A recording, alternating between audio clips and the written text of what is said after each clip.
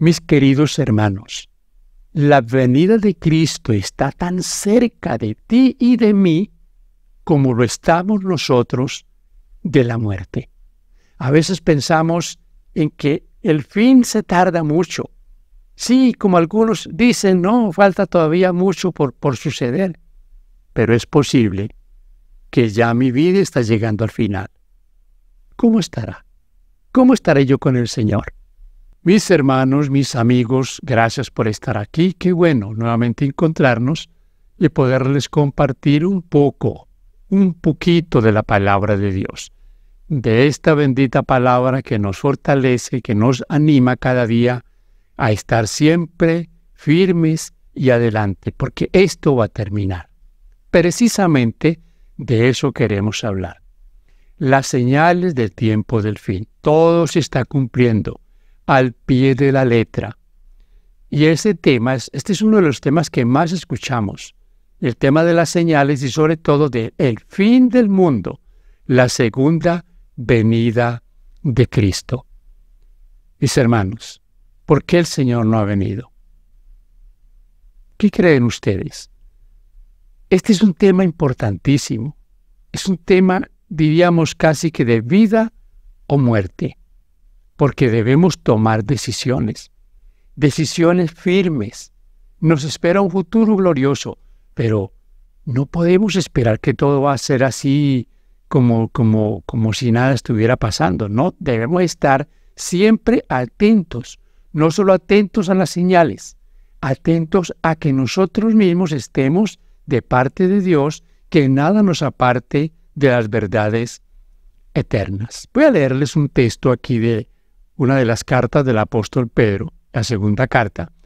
Les recomiendo este capítulo, el capítulo 3, pero voy a leer el versículo 9. Dice este versículo: el Señor no retarda su promesa, según algunos la tienen por tardanza, sino que es paciente para con nosotros, no queriendo que ninguno perezca, sino que todos procedan al arrepentimiento.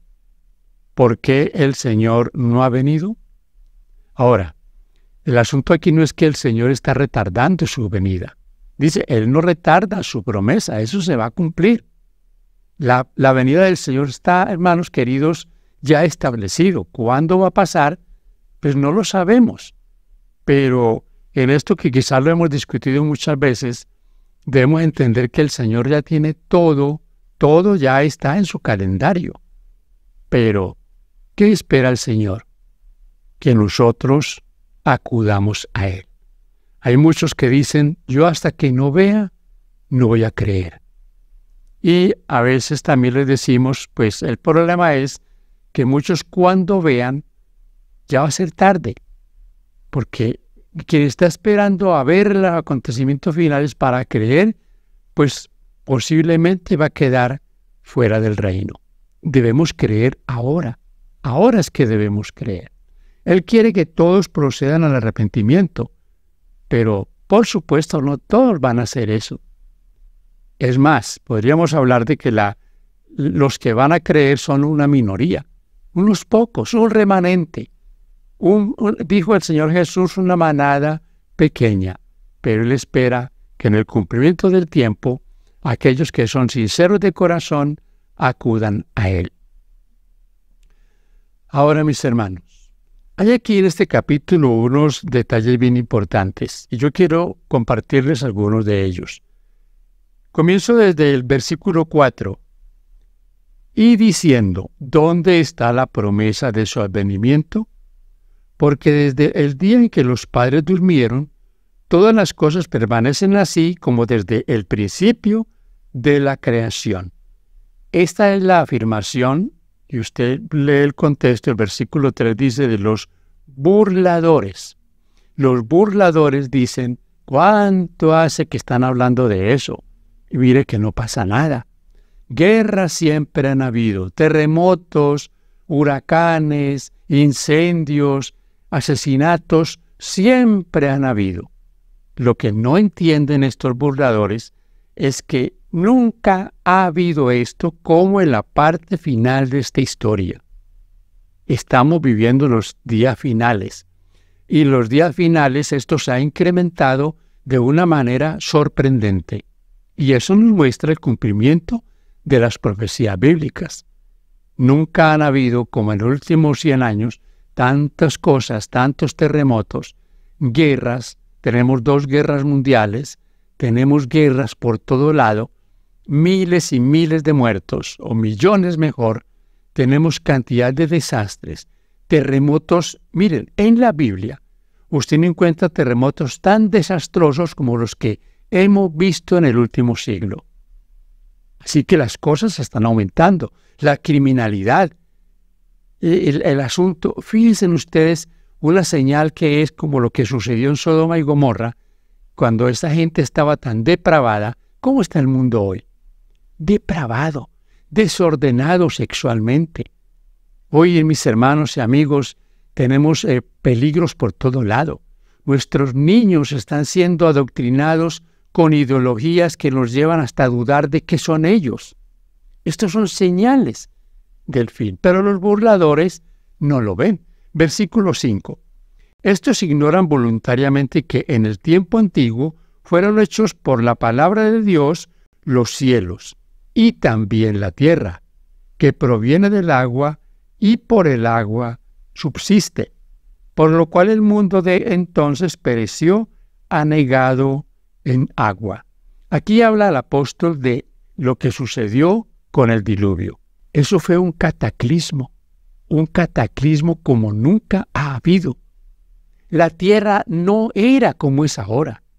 No tenía esos cañones, esas montañas tan escarpadas, toda esa cantidad de lugares tan inhóspitos. La tierra era hermosa. Había salido de las manos del Creador con montañas hermosas, con valles, con lagos. ¿Cómo quedó después del diluvio? Quedó hecha nada, mis hermanos. Pero dice el apóstol Pedro aquí que ignoran eso. Ignoran que la tierra, que fue creada por el Señor, pero que pasó por el diluvio, miren lo que él dice ahora que va a suceder. Versículo 7. Pero los cielos y la tierra que existen ahora están reservados por la misma palabra, guardados para el fuego en el día del juicio y de la perdición de los hombres impíos. Oh amados, no ignoréis esto, que para el Señor un día es como 1000 años y 1000 años como un día.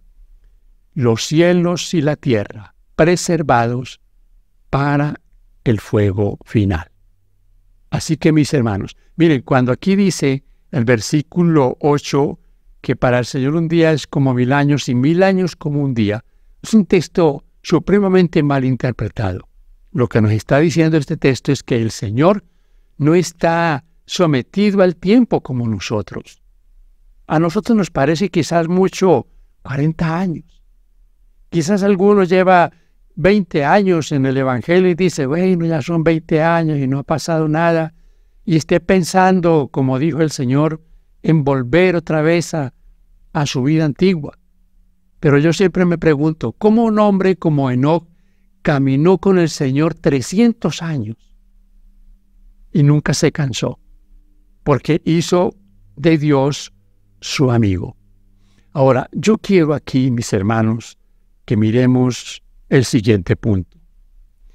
Tal vez nosotros siempre hemos tenido en mente algo que a todos nos trae recuerdos. Una primera vez. Y tal vez algunas de esas primeras veces son muy relevantes en la vida de millones y millones de seres humanos. Siempre recordamos la primera vez que tal vez conocimos el mar. Quizás alguien recuerda la primera vez que se subió a un avión. Bueno, tantas cosas que se recuerdan como, ay, la primera vez que hice esto, la primera vez que viajé a tal lugar, la primera vez que vi a mi esposa o a mi esposo. Siempre ha habido una primera vez. ¿Hemos pensado nosotros en una última vez? Porque también habrá una última vez. La última vez que fuimos a escuchar un culto de la palabra de Dios. La última vez que oramos. La última vez que tuvimos un encuentro con la palabra de Dios. habrá una última vez. ¿Y cómo irá a ser esa última vez? ¿Irá a estar esa última vez cobijada por la mano del Señor? Esto es interesante que lo pensemos, mis queridos hermanos. Cada día nosotros debemos vivirlo como si fuera el último día. La vida es pasajera. Se puede ir en un instante. No podemos descuidarnos. ¿Cómo escaparemos, dice el apóstol, si descuidamos una salvación tan grande? Habrán cosas por ahí que todavía nos separan de Dios. Habrán pecados ocultos, habrán esos defectos tan visibles que afean nuestro carácter. Debemos, mis hermanos, reflexionar en esto. Porque así como hubo una primera vez cuando conocimos el Evangelio, cuando tuvimos un encuentro con este libro llamado Biblia, habrá un día también cuando habrá oportunidad para tomar una decisión. Aquí en Colombia, ya hace unos cuantos años, ocurrió un desastre. Lo conocemos como la avalancha de Armero. Para esa década de 1980, Armero era una ciudad próspera, hermosa, con muchos habitantes. Pero un volcán que estaba en lo alto de una montaña comenzó a presentar problemas. Siempre nos hacemos una pregunta. Eso fue un miércoles de noche. En ese entonces, los cultos en la iglesia adventista se hacían regularmente los miércoles. ¿Quiénes irían a ese culto? ¿Quiénes fueron a adorar al Señor, a cantar juntos, a tener con el Señor un encuentro comunitario? ¿Quién tuvo aquella noche la responsabilidad de predicar la palabra? ¿Hizo un llamado? Esa fue, para muchos de ellos, quizás, tal vez todos, la última oportunidad. Armero quedó desaparecido. Ese volcán hizo erupción y como era un glaciar, todo ese hielo se desprendió y una avalancha arrasó con Armero. Mis hermanos, aquella vez tuvieron ellos su última oportunidad.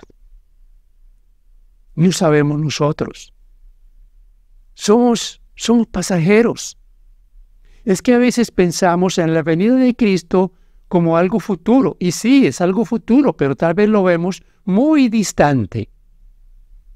Mis hermanos, si hoy es mi último día o tu último día, Cristo habrá venido para nosotros. Habrá terminado nuestro tiempo de gracia. ¿Qué decisión habremos tomado? Por eso es tan importante que usted y yo reflexionemos en esto. ¿Qué está haciendo de nuestra vida? ¿Estamos llenos de prejuicios? ¿No somos fieles al Señor porque consideramos que el pastor, que esto, que aquello, como hay tantos que hoy solo hablan contra la iglesia, contra la organización, contra la corporación, contra tantas cosas? Llenos de crítica, llenos de un corazón lleno de amargura. O tal vez a nivel local, de nuestra iglesia, andamos esquivando a un hermano porque no nos cae bien, porque no nos entendemos, porque tuvimos alguna desaveniencia y ya no lo queremos ver. A veces por cosas tan insignificantes nos formamos una muralla, como las murallas de Jericó. ¿Cómo estamos? ¿Cómo está mi vida hoy? Debo reflexionar en eso. Cada día es una oportunidad. El Señor no retarda su promesa, pero Él vendrá. Y es posible que venga muy pronto para algunos de nosotros. ¿Será que es muy difícil estar siempre cobijado por las alas del Todopoderoso? ¿Será que es muy difícil desprendernos de las cosas de este mundo? Miren mis hermanos, la iglesia tiene el conocimiento, tiene la verdad, tiene la doctrina, tiene el mensaje, pero no tiene el poder. Esta iglesia necesita el poder de lo alto, el derramamiento del Espíritu Santo. Y entonces el mundo se dará cuenta de que hay un Dios en los cielos. Y como en la época de Cristo, muchos endurecerán su corazón al ver la evidencia de la verdad que se les está predicando. Porque recuerde usted, cuando Cristo hacía milagros, muchos endurecían su corazón. Mientras los ciegos veían, otros se enceguecían. Eso está pasando hoy. Eso está sucediendo hoy. La misma situación. Mis hermanos queridos, habrán dos resurrecciones. Tú y yo debemos asegurarnos que si iremos al descanso antes que el Señor venga, estaremos en la primera resurrección. Bienaventurado y santo, dice en el Apocalipsis, el que esté en la primera resurrección. Bienaventurado. Porque los otros muertos no volverán a vivir hasta que se cumplan 1000 años, pero ya no se levantarán para recibir corona, se levantarán para recibir el castigo final. Tú y yo debemos asegurarnos que estaremos en la primera resurrección. El Señor Jesucristo ha ganado eso para nosotros. Está a nuestro alcance. Lo tenemos allí, al alcance de la mano. Voy a leerles un texto de la primera carta del apóstol Pedro. Aquí en el capítulo 4 hay un texto que a muchos ha inquietado. Pero fíjense cómo es que dice y por qué a algunos inquieta. Dice el versículo 18 de primera de Pedro 4. Y si el justo con dificultad se salva, ¿en dónde aparecerá el impío y el pecador? Este texto es un texto paralelo con Proverbios 4:31. ¿Dónde aparecerá el impío y el pecador? Ahora, cuando dice el apóstol aquí, el justo con dificultad se salva, está hablando del compromiso que hemos hecho con el Señor. Hemos hecho un compromiso. Y ese compromiso requiere sacrificio. Claro, mis hermanos. Un sacrificio para el ser humano es dejar su mundo pecaminoso. Le parece algo muy difícil, algo imposible para algunos. ¿Cómo yo voy a dejar de hacer esto? ¿Cómo dejaré el cigarro? ¿Cómo dejaré la pornografía? ¿Cómo dejaré el fuego de azar? O tantas cosas que les impiden. ¿Cómo dejaré quizás de estar codiciando lo que no me pertenece? Les parece muy difícil. Pero el Salmo 50 dice, y dice el Señor, que juntadme mis santos, aquellos que hicieron conmigo pacto, con sacrificio. El fin se acerca. Se acerca el fin, mis hermanos. Recuerden lo que dice el apóstol Pedro. Está aquí en el capítulo 4 de su primera carta, versículo 7, y dice, mas el fin de todas las cosas se acerca. Sed, pues, sobrios y velad en oración. Sed sobrios y velad en oración. Las señales se están cumpliendo. Cristo vendrá. ¿Cuándo? No sabemos. No sabemos. Pero mis hermanos, la invitación que el Señor nos hace es a aferrarnos de sus promesas. ¿Por qué? Porque Él va a venir. Y espera que nosotros estemos listos para ir con Él y vivir así por la eternidad. ¿Es eso posible para nosotros? Claro que sí. Lo tenemos ahí. Está a nuestro alcance. Que nada ni nadie nos impida vivirlo de esa manera. Sentirlo, amar la venida del Señor Recuerden que el texto dice, para todos los que aman su venida. Y los que aman su venida hacen la preparación para encontrarse con aquel a quien ellos profesan amar. Mis queridos hermanos, la venida de Cristo está tan cerca de ti y de mí como lo estamos nosotros de la muerte.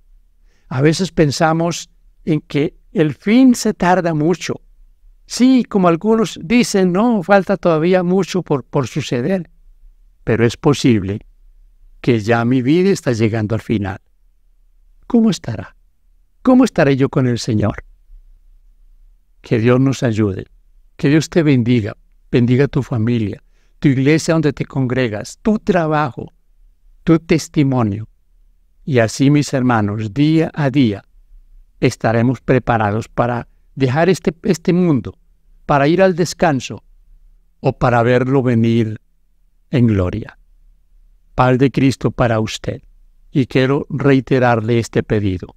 Si este mensaje es importante, compártalo. Que Dios te bendiga.